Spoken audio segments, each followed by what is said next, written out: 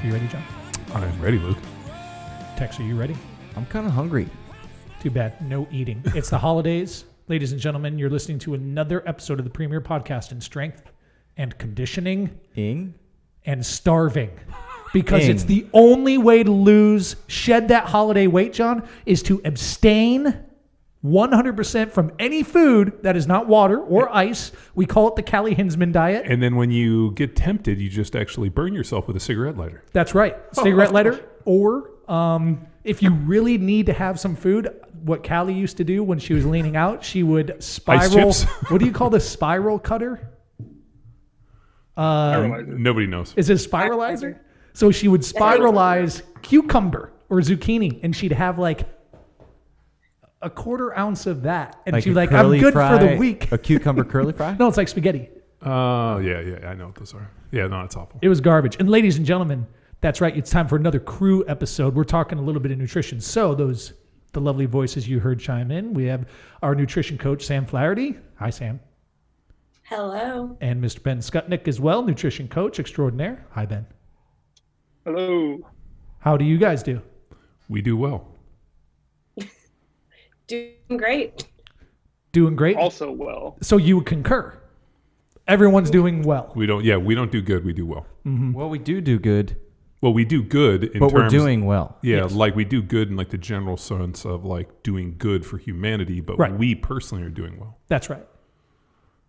Now what do you want to talk about? Let's talk about nutrition. All right, ladies and gentlemen. I know we got this hotline Hot. thing It's right. where people call in, leave questions, and then we answer them. And I think it's not a shtick. No. And it has a certain Panache. Uh-huh. But definitely something I really enjoy. I'm always amazed. It's kind of like waking up in the morning and checking the cams, my trail cams. I'm always amazed what walks by. That's right. And here's what's even more amazing. I made a joke on one of the previous episodes that Tex must be going out to bars and giving this number.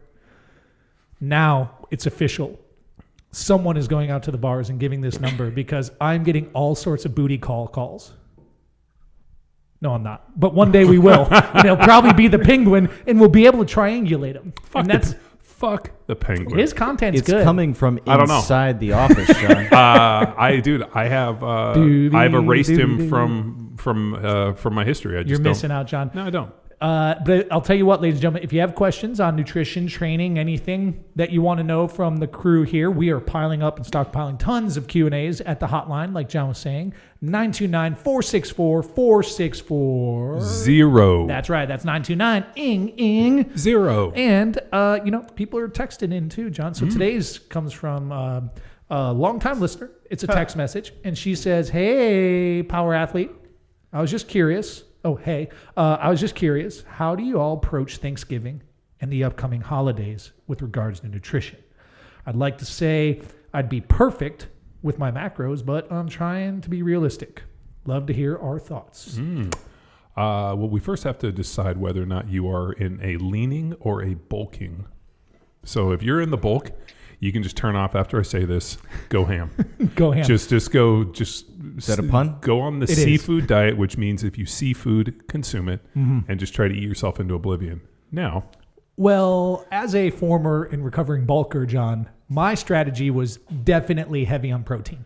yeah. Well, I mean, you got to, but I think if you're in the bulk and you overeat some calories, I mean, I think there is a lot more margin of error in the bulk than there is in the lean, or somebody that's trying to lose weight, stay in caloric restriction, and then all of a sudden Thanksgiving and these dangerous holidays. We start do poking their have heads. some fun blogs from about 5 years back during the 22 Jack Street where Callie wrote her first person experience leaning up for Thanksgiving, and Luke wrote his first person experience for bulking on Thanksgiving. So Callie's was like, just stuff turkey into your shirt. I will link those up into the show notes. God, they are quite humorous. But Dude, I had to do Thanksgiving when we were on the lean, and I just remember I'm just going to eat as much turkey as I can and let the tryptophan just knock me out like a ninja blow dart, and then it's going to prevent me from just eating all this pecan pie. Right. So there are the extreme approaches of the Power Athlete HQ. But Sam and Ben, and Sam, maybe you'll go first. Like, I know you're working with clients. You guys have tons of clients.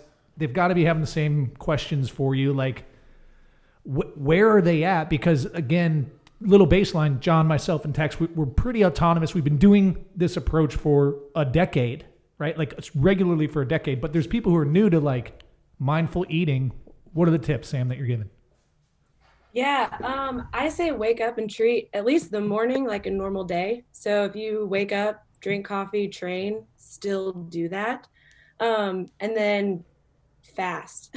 Like if you know you're going to have grandma's pumpkin cake or whatever at the end of the day, just fast throughout the day, kind of shrinks your stomach. Don't know if there's science behind that, but in my opinion, that it's not stretched out then. So you're ready to go. And then just crush the protein. So bulking, leaning, maintaining.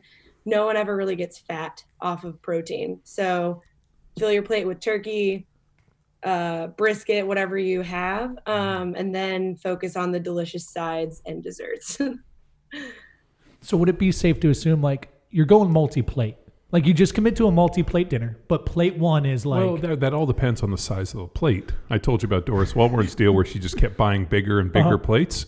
And then we ended up with these massive chargers. So then they would put food like, like serving the food, like, and you're like, there's nothing on this plate. And then all of a sudden, like you're halfway in and you start sweating. You're like, I think I got an optical illusion with this big plate. Doris knows about progressive overload because it's also my understanding that she progressively increased the amount of sugar she would put into her pecan pie. Because I got the first ever slice of pie I ate it was Doris's pie. We were at Rob's townhouse. I went into a diabetic coma. Yeah, no, it was gnarly. One slice of pie. She uses brown sugar for her pecan pie, and she does this whole thing where I think she like renders the sugar somehow. Like I know she like does something crazy to turn it she somehow infuses sugar with more sugar and then puts it into this pecan pie that like it's. Yeah, and then she liquefies it, and then you tap an IV of sugar as well. And the only way to eat it is getting mainline sugar while chewing sugar. As you're eating it, you're like all of a sudden your eyesight starts going, and you're like, I just can't see. My blood sugar's got to be over 140. I'm getting degeneration of the optical nerve. Well, Sam, you just dropped a recipe on our blog for pumpkin pie. Yes. So what is how many pounds of sugar are in that one? Yeah. What's the brown sugar sitch? I tried to cut out the sugar. I mean, I still think you need to indulge, but I used coconut milk in the filling, which pseudo makes you feel a little healthy, maybe a little hipster. And then the sweetness comes from maple syrup and coconut sugar. So instead of liquefied sugar, it's a little bit more natural. And it turned out really good. I made it last night again. And this morning I had it with my coffee. It sounds really delicious. good. Is that what you meant by treat each morning?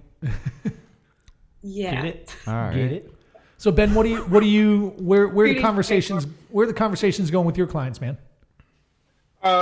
So one of my guys, Chase, I'm going to use my actual clients, so I hope they don't mind. Chase and we've been working together for years, and he's a lot like us, right? Pretty autonomous, to the point where he just went to go climb a 14,000-foot peak and still made sure to get a gym session in the day, right? So for a guy like him, it's like, hey man, he's so far along where it's just like, you know what to do, and there's not a lot of coaching there. But then I got my guy Adam. He's only been on board for a couple months now, and we're still very much working through a lot of behavior change stuff. And so for a guy like that, or someone like that who has the best intentions, but it's still pretty new to this, it's a lot of conversations about like, don't go too hard on yourself, because there's a lot of things going on at the holidays, and it's more about those experiences, especially now, with everything going on. If this is maybe your one time that you've been able to see family in a long time, you don't want to be marred down by counting macros and being tied up with that kind of stuff. So for him and for a lot of people, I would say, just what do you want to get out of the holidays? If you're really hard on trying to stay lean and things like that, well, then hold yourself accountable. But, you have to make the decision, but know that you're making the decision, right? Your family might bring a whole bunch of food, but they're not forcing you to eat anything. And, like I grew up in the Midwest, and my mom definitely toes that line of like, oh no, you need to eat more. But like, just stand that ground and say, hey, I'm not hungry. Or, we talk about getting multiple plates. You don't have to fill your plate every time, right? There's going to be plenty of food. So yeah, if you want to just go through and graze and then get another plate and graze, right? There's a few strategies there, but ultimately it comes down to you got to know that you're making the decision and then own the decision you made. You're not going to gain 10 pounds from Thanksgiving, right? Maybe if you go really off the deep end, you might take down an extra couple thousand calories, which still isn't going to be that big of a deal in the long run. Right. I think where people get into trouble too is on the on like grazing with the appetizers. Like I know I go over to my family's house and they put out these like boards and stuff, and the next thing you know, log of cheese. I accidentally ate a log of goat cheese. You're over there eating this and this, and like next thing you know, I'm like a handful of nuts, and I'm like all of a sudden I'm like, which nuts? The salty ones. These nuts? Oh, these nuts? Yeah, I got you on those. It's a joke. But like, lighten up. I find that like if I can just avoid those type of pitfalls, the grays, and then I just go to the dinner and I load up as much protein as I can, and I eat all the protein first, and then I backfill with everything else. I usually am in a pretty good place, opposed from like grazing, eating all the really good stuff, and then like not finishing my meat. So I was anticipating a little bit of that when McQuilkin had the old Friendsgiving this last weekend. And so what my personal strategy is I just ate a ton of protein before. Like, because I didn't want to get tempted into the grazing and the overindulging. Yep. So like when I went there, I didn't have food lust. Like where you see that cracker and cheese and you're like, it's like chips and salsa at a Mexican restaurant. Like it's just the food lust takes over and you go dark and next thing you know, it doesn't you hurt when the person in charge of the hors d'oeuvres is the last to show. So yeah, it helps. Who was that, Nate? No, old high school pal. No worries. That is, Luke, what you just said. Like that is a one way to kind of pregame these meals is do like a high protein, moderate fat snack beforehand, and that's gonna suppress those hunger drives. But another thing, like you guys touched on, that I know Sam and I both kind of talk with our clients about is like don't waste your calories, right? If you're going to eat, if you're like, okay, today I'm going to go off plan, don't blow that on the cheese log, right? Because you know what's coming up next. Like if you're going to go off plan, make it worthwhile, right?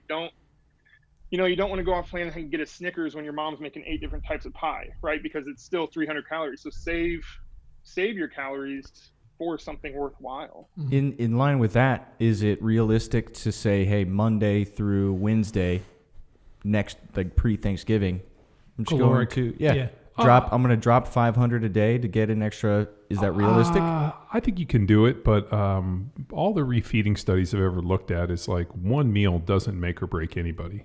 Want to bet? Right? No, I'm kidding. Now what happens is when all of a sudden that like turns into like a 7-day binge, and you're over there listening to Marilyn Manson. I'm on day 3 of a 7-day binge. Like that's where you get into problems. I'm on day 4 of Harry Shaw's chorizo stuffing from Friendsgiving. Yeah, he brought like 6 pounds of this chorizo stuffing, and people like there was a ton of stuff to choose from, but there was tons of leftover, and Teg's been eating it every day. Waste not, want not. Yeah, no, it sounds delicious. But I think everything I've looked at in terms of like protein refeeding and all that, like even when they've taken people that were eating a gram of protein per pound of body weight and all of a sudden ramped it up to like 3 grams per pound of body weight, like those people didn't necessarily gain fat. If anything, they lost a little bit of body fat and gained a little bit of muscle. So I think if you look at this thing, like I think you just have to focus on like order of operation. I'm going to eat as much protein as I can, and then I'm just going to backfill, and then just not really stress over one meal. But the problem is I think like once you kind of release the hounds and you kind of get into this mindset, it's real easy on a Thursday to like slip into like a Friday, Saturday, and Sunday. Next thing you know, you're at Monday and you've put together 4 pretty solid days of like, fuck it. Oh yeah, fuck it. And then all of a sudden now you're in a bit of a deficit. So I think it's pretty good to be pretty smart. Like I like the idea of waking up in the morning, getting workout in, not eating much, fasting a little bit, and then going hard for Thanksgiving. Like we tend to usually eat about 2 or 3 in the afternoon, which is perfect because then it gives you plenty of time to get that second meal in late night. Well, to get a little bit of a nap, wake up and be like, oh, let's go have some turkey. Let me just put a bunch of salt on those turkey pieces. So Sam, what about go ahead, Ben. Ben, go ahead. Well, I was going to say also kind of on that, if you can prep the day after's breakfast and know like, hey, I'm going to start that next day just like normal, right? I'll have a couple hard-boiled eggs or whatever. That way you can kind of prevent yourself from doing that slip into eating chorizo for the next 3 weeks, right? Mm-hmm. Like you can get back to normalcy by preparing for normalcy before you go off into Thanksgiving. Which leads me, go ahead, Sam, go. Sorry, that's something that like preparing the food, like the leftovers for meals instead of grazing. I mean, you can wrap up the turkey, freeze it, pull it out in, 6-ounce packages or whatever your macros call for, and make things like turkey tacos, turkey soup, a breakfast, turn the mashed potatoes into mashed potato pancakes. That way it is a meal and you're not stuck the second or third day eating the chorizo. Yeah, and on that or pie for breakfast. Oh, so that was last year was devastating because Harry Shaw's wife brought like 5 pies, right? And I am not a sweets dude. So like what I learned this year is what we are going to have is like we're going to force people to take shit. Like we're not keeping it in the house. With like of the shit that we don't want. That's the age old, like, let me make you a to-go plate. 100%, and you insist, and you just push it out. Like, so get yourself some disposable, like, you know, or get whatever containers you're happy to throw or give away. Give it away. Get that shit out of there. Whatever you know is like. And if you're being a guest, you saying bring your own containers? Bring your own container. We got you covered, big guy.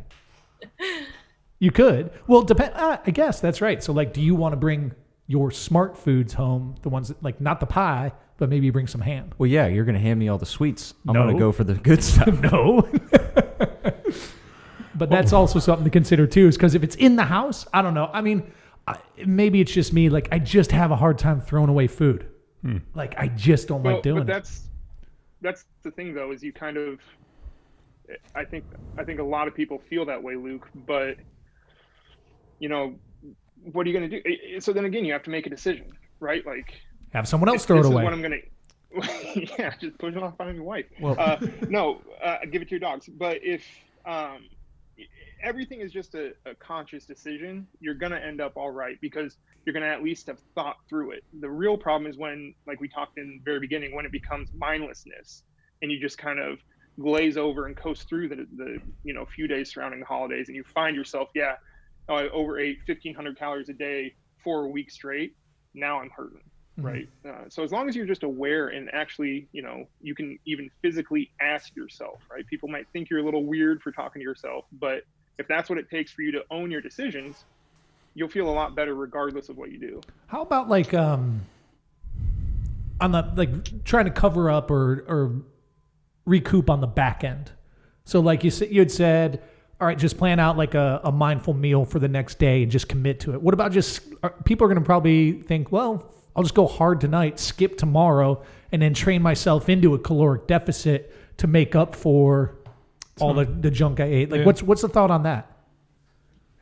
It kind of goes back to who are you? You got to know yourself, because if you're someone who's super autonomous, right, and you can kind of work that constant balance sheet in your head to weigh those relationships, it might not be a bad deal. But if you're somebody who still hasn't quite gotten control of things, then you're setting yourself up just to go back to binging, right? So if you don't have real tight control and real understanding of, a whole bunch of those emotional factors surrounding eating, that kind of behavior can set you up for failure. But yeah, if you're someone who's been doing this for a long time and really has an understanding of how their body feels, how they work and things like that, and it truly isn't like a challenge, absolutely. That's kind of how we're wired, actually, in kind of the evolutionary process, is this kind of feast-famine concept. So it's not damaging by any means. It's just more of a mental thing if you can handle that.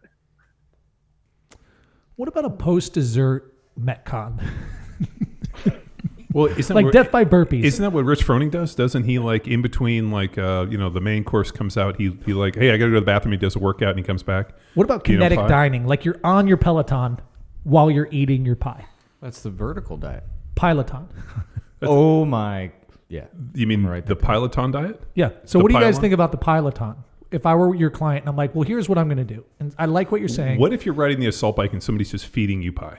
Yeah, I like that. That sounds like heaven. But and I'll like to break it down to something useful. After meal walk, right? Go on a walk after the meal, 15, 20-minute walk with the fam, take the dog, take the kiddos, like that. Wake up and do the same type of thing, maybe a little bit of fasted cardio. It might, and go into that, like what you were saying, Ben, as long as it's not the activity, it's how you interpret it, right? If it's a punishment, then you probably shouldn't do it. If it's like, I got tons of juice, I'm totally fueled up, let's go burn some fuel, then like that seems like a healthy type of relationship with that activity, right? I mean, realistically, probably the best day after workout would be like a Jack Street workout, because your glycogen is going to be fully replenished, right? Your muscles are going to be full, so you could really truly chase some good hypertrophy work.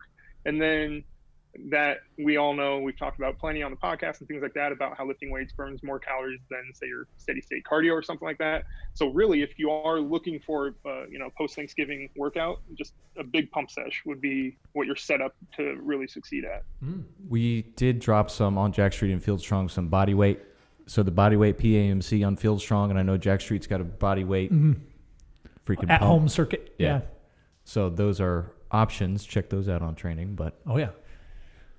Sweet. What else? So anything else, guys, in terms of like, what the conversations you're having with clients or other keys to success, and, maybe not just that holiday Thanksgiving, but what about like just behaviorally going into then Christmas? And Christmas tends to be more like a multi-day thing, because you got like multiple meals, multiple families for some people. I think for most people, and I think what Sam and Ben and what we've talked about is most people make good decisions when they have a plan in place.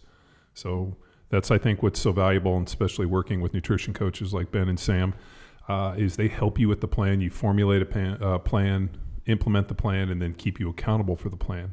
If you can go into eating the holidays and this is how I'm going to do it, this is where I'm going to put the workouts, this is how many calories I want to have here, and then somebody gives you a little license, hey, for this meal, just go eat what you want, have a good time, we're going to get back in the fight tomorrow. And I think with that level of like direction and having a plan, I think it really helps like a lot of the issues that people are running into, whether or not they're neurotic about food, and helping them have a healthy relationship with food. I think you need somebody to guide you on that journey a little bit. If you didn't, we'd have a lot more people that were in shape, and Ben and Sam and this nutrition wouldn't even be a viable business, because people would just know what to do. But unfortunately, people have an unhealthy relationship with food. They don't have a plan. They just go in and try to fucking wing it, and invariably come out the other side of this thing feeling worse about themselves, depressed, down, I'm going to gain this holiday weight, and they get into this whole kind of vicious circle, and it just ends up in a bad place. So I think if you can have a plan and some people on your team like Ben and Sam, and design that plan, execute that plan, implement it, get it, have somebody with a little bit of accountability and somebody you can reach out to if things are going off the rails. But the people that I've worked with that have a plan in place, like, hey, this is where, this is the end game. This is where I want to go. This is what I want to do. What are the steps to execute it? I believe that those individuals don't necessarily make mistakes and have a much better relationship and a much better outcome than people that are just like, fuck it. I do one final question for both Ben and Sam here. What are some tools or some deflections that you can arm people with when mom starts to push the pies and so on and so forth, so they don't appear rude or weird or just use their training as an excuse? Yeah, I mean, you can always take it, right? And even if you just, not that I'm recommending pushing it around on your plate, but if leftovers are going to get thrown away anyways, you can take a couple bites and you don't have to finish it. You could say, oh my gosh, I'm stuffed. Thank you so much. It was delicious. I mean, you don't have to eat anything, right? Like, you don't want to make grandma mad or hurt her feelings. But at the same time, I think in Callie's blog, which was hilarious, she said, understand who you're gonna piss off, right? Like, probably not appropriate to make grandma upset, but if it's like your second cousin who wants you to try their green bean casserole covered in shoestring onions and it's just repulsive, you can probably just say no. The other one Callie did is she wrote on her hand, put down the fork, fatty. So as she was eating, she would look at it and she would see that written on her hand, because I was like, what's on your hand? She's like, oh, I wrote myself notes. Well, she also asked us to text her that every 30 seconds as well. yeah. Put the fork down, fatty. Poor Callie. Oh, it was getting roasted. I mean, that is a good habit. You don't have to write it on your hand. But no, it's a good relationship. Dude, when I played in the NFL, I used to write a strong punch on one side and then quick feet on the other, and then in between plays, I would look at it. No, it was stay low and quick feet, I think, and then I went to like strong punch, and I would always write myself these little notes on my wrists on the tape, and I would just glance at them as like just constant reminders. So I think I told Callie that, and then she wrote something on her hand, and I think it was like, put down the fork, fatty. I'll tell you though, Callie got jacked. I still to this day remember when we were going for the bod pod and everybody like stripped down to get in the bod pod. And I was like, damn, Callie got yoked. And then she's like, you have striations in your legs. And I'm like, I'm winning this motherfucker. So Sam, what were you saying? Honestly, I don't. Oh, just mindful eating is a good practice, period. So even if you don't write it on your hand, like taking a minute to breathe, have a sip of water, and like let your food digest while you're at the table, that's good, period, especially during the holidays when you do have multiple plates or an overloaded plate or a John Wellborn size plate or whatever. Doris Wellborn plates. Doris, yeah. So I actually bought my kids like little kid plates. So like I want them as they grow to get slightly bigger plates. I didn't want to I want them to have like a proportionate plate to their size. We got to keep it all the same pattern. And then just fucking... They'll never know. John, you're 6'5", 280 pounds. I think you should just follow the Doris Wellborn plan.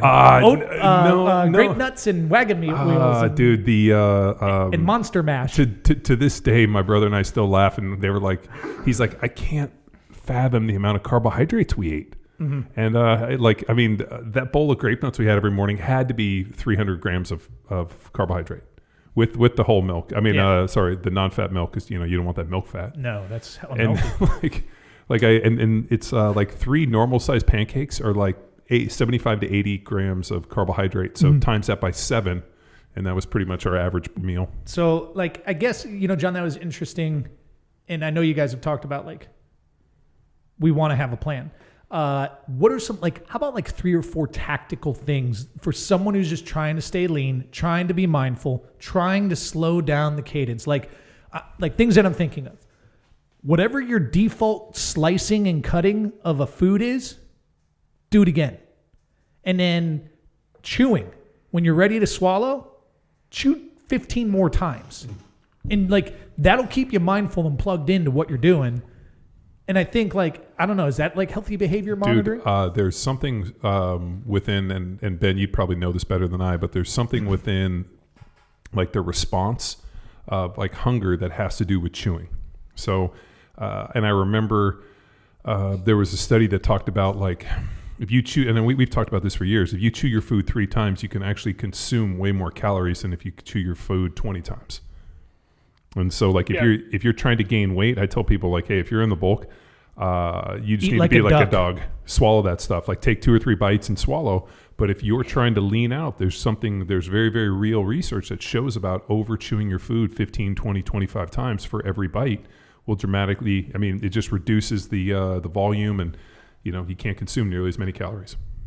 Yeah. Digestion starts with chewing, right? And so whether you want to get better digestion absorption of what you eat or you want to slow things down, kind of the number we kick around is 20 times per bite. And actually most people, when they try that, they're like, oh my gosh, that takes so much longer.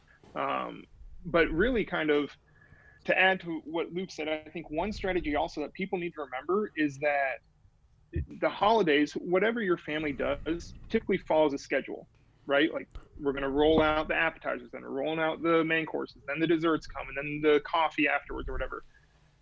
That schedule, dictate the tempo, right? If you're afraid of overeating or you're afraid of getting stuff pushed on, universal sign of I'm full, pop that top button in the jeans, right? And take your shirt off. Oh, no, but take the shirt off, take the pants off, just nude up at that point. Just sit there in your underwear, and you're like, I'm so hot, I'm sweating so bad, I can't eat any more food. Pie sweats. Well, the other one too, and this is the one that I figured out is when my mom goes to cut the pie, as she's cutting it, I'm like, great, can you cut that piece in half again?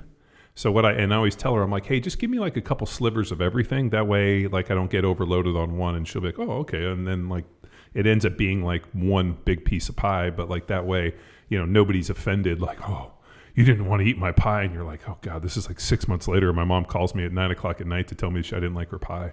So don't want to hurt anybody's feelings. Yeah. And just in general, keeping in mind, the holidays are not the day to start something new, right? They're not the day to try and get up on your soapbox and preach super healthy habits. If know your audience. I'm sure there are a lot of conversations that go on during the holidays that get people fired up.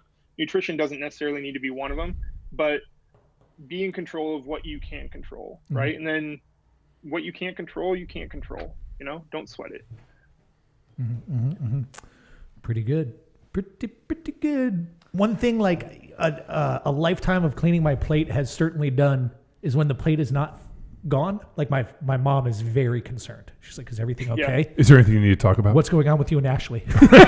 Like, I'm just trying to eat less, Ma. And like. There, you're like, Mom, like like it's very real. Like, I don't want to overeat at meals. And your mom, what? You've overeaten every meal. I know. So I, throw a double bicep pose at her and rip my shirt off and flip the table and say, this is my meal now, Grandma. You're in my world. No, I don't. Yeah, but you can imagine what it'd be like. Well, and then the other one, which we haven't necessarily addressed, is the sneaky carbs and the sneaky calories through alcohol. So, John, Jesus, man. I know. What's your problem? I was kind of hoping we were going to get there, but I'm like, I That's got my all notes. the time we have, folks. I'm trying, folks. He's not letting me stop. So the idea of I think it's really hard to kind of judge alcohol, especially if you're like, hey, I'm going to have a glass of wine, or I'm going to slam those old fashions because that's got all that muddled sugar in it. So I think you have to be pretty smart. I think. If you're going to attack this thing, you got to be smart in how you're looking at it and not just be like, hey, I'm going to crush a dozen beers or, really go through and push it. Just be smart with the alcohol and then realize that those calories count into your total. So if you're going to want to say, hey, I want to drink, half a bottle of wine, have 2 or 3 glasses of wine, then you probably got to cut back some carbs on the other side and then be like, hey, what am I going to do? I'm going to have the wine or am I going to eat the cake? And then kind of be smart in how you attack this Tricky thing with the wine, though, is it kind of erodes those inhibitions, and then you're like, you know what? Fuck it. I'm going to drink this box of wine and eat that pie. Watch me. Well, alcohol does remove a lot of inhibitions. I mean, I'm sure Mr. McQuilkin over here could write a book about it. Yeah, new system, John. Kombucha Oh, beers. yeah. Oh, I had those. Yeah, they're really good. The boozy boochas. Yeah. Those are great. Yeah, no, I'll just put tequila in my kombucha. And What? It is my favorite cocktail. Huh? Oh, shit. Hang on. You're allowed to do that? do you know what else is? Whatever you want. Do you know what else is really good? I did not know that. Tequila, soda water, and Rob Wolf's Element. Oh, yeah. Oh my God, those things are unreal. Shit. It makes it healthy, right? Yes. Well, yeah, it's got salt in it. That's right. Yeah, you're hydrating. So yeah, just be smart with the alcohol. Realize that those calories do count. 100%. And then just be smart and realize that what's gotten most people into trouble on Thanksgiving is the fact that it's on a Thursday. So then they extend it to Friday, Saturday, and Sunday. I sometimes think if like Thanksgiving was on a Sunday, you'd probably be in a better shape. But that Thursday just is a recipe for a binge. So just be smart. Realize alcohol counts. And at the end of the day, don't be hard on yourself. Just have a plan and execute it. Yeah, small bites, lots of chews. And don't weigh yourself until 3 days later, because all you eat has to come out, right? And shit weighs something, right? And the inflammation from eating this food and drinking the drink. So give yourself like 3 days before you step on the scale to get like an accurate or better picture of what's actually happening. The damage done. Well, Christmas Eve and New Year's Eve, also Thursdays this year. I think it's a great plan. Young Luke would be in a world of hurt. I feel so bad. My wife's birthday is January 2nd, which is like the worst birthday because nobody ever wants to go out on January 2nd. It's a month of raging. Yeah, they're like, an asshole. yeah. And so, yeah, her birthday will be on a Saturday, which will be good for her. So, well, Ben, Sam, thank you guys. John, Tex, thank you. Thank everybody. Thank you all for listening as well. Power Athlete Nation. Thank you very little. Sam, thanks for the new drink. I'll give you a test run. Seriously, like in about 10 minutes at his Get back to you. sitting at his desk. Like, are you drinking tequila at your desk? No. Well, I got some pocket tequila here if you need it. Do you have any pocket booch? Well, we got tequila over here. Oh yeah, we got our table thing tequila. of we got Booker's, we got tequila. But ladies and gentlemen, if you have a question for us, nutrition, training, trucks, life, well, anything. And if you need help with your nutrition and you need somebody to be your guiding light, your nutrition ninja and the person in your corner, reach out to us, put you in contact with Ben and Sam. They do an amazing job. And I think People really have an amazing experience, and it's not something you can necessarily get there on your own. So that's right. Call the hotline for the questions. First off, 929-464-4640. 929 0. And ladies and gentlemen, our coaches can be found at powerathletehq.com/nutrition, or head to the contact page and you can submit your questions. It goes right to our nutrition team, and these cats will be there ready to respond. And that's like John said, if you're the type of person who's been like, here's the thing, ladies and gentlemen, if you know what to do and you're not doing it, you need Sam and you need Ben.